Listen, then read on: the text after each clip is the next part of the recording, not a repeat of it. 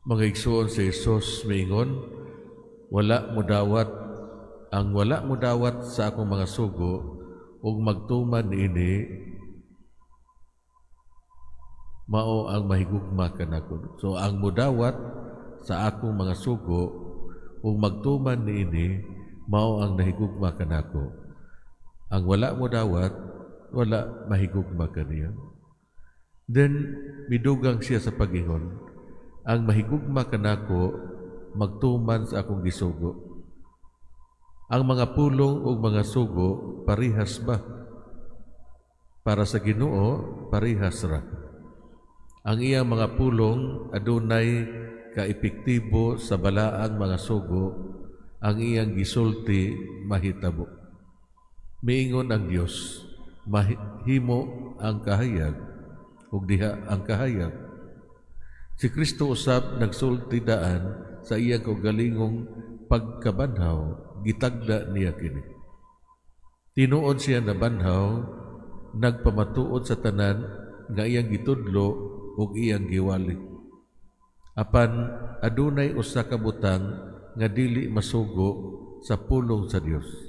Ang atong walay bayad nga gugma, ang atong gawaston nga gugma, ang atong libre nga gugma. Walay dibikto sa Dios nung gahom, apan ang kinaiya sa gawas nun, mao ang gawas nung gugma, dili mapugos. Busa si Jesus nga nahigugma kanato, sama siyang pagigugma, in quotation, napugos sa pagdani kanato.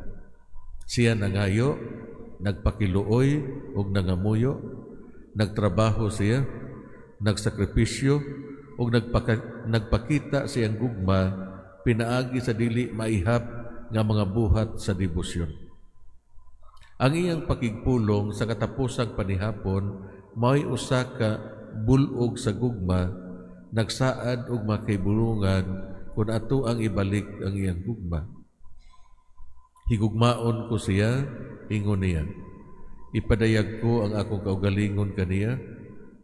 Higugmaon siya sa akong amahan, at tuon na mo siya, kita magbuhat og usa ka puloy-anan uban kaniya.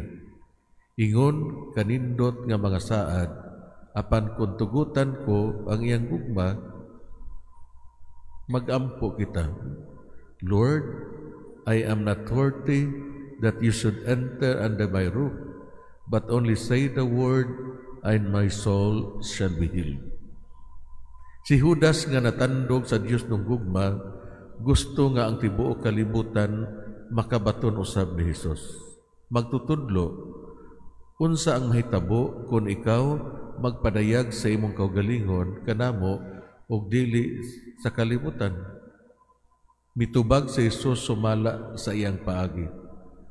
Ang kalibutan adunay akong pulong, ang kalibutan adunay akong mga sugo, ang kalibutan adunay kanimo ug ang ubang mga apostoles.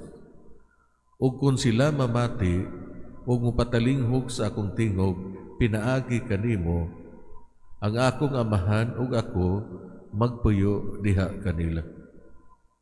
Kini nga gugma alang sa tibuok kalibutan, uban sa tabang sa balaang espiritu, ang mga kasing-kasing mubalos sa gugma ni Jesus, ang balaang pulong sa amahan.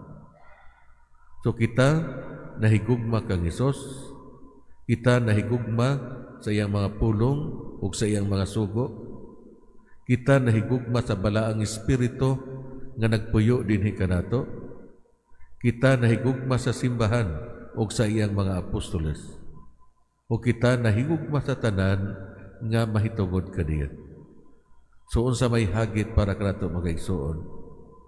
Nining adlaw, mugahin kitag pipila ka gutlo, then ato ang isulat kung giunsa kita pagigugma sa Ginoo o giunsa usab nato paghigugma siya.